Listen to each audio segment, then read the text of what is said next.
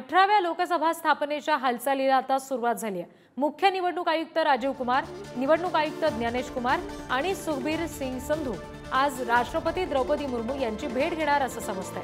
ही भेट घेऊन नवनिर्वाचित खासदारांची यादी राष्ट्रपतींना ते सुपूर्द करतील।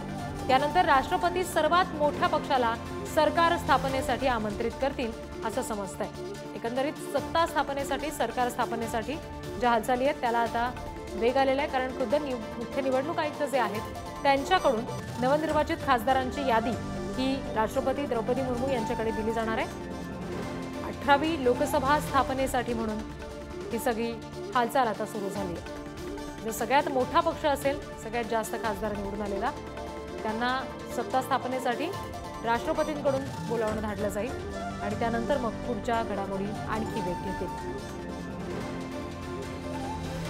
मुख्य निवडणूक आयुक्त हे राष्ट्रपती मुर्मूंच्या भेटीसाठी जातील आणि या भेटी दरम्यान नवनिर्वाचित जे खासदार आहेत त्या सगळ्यांच्या नावाची यादी राष्ट्रपतींकडे सुपूर्द करतील।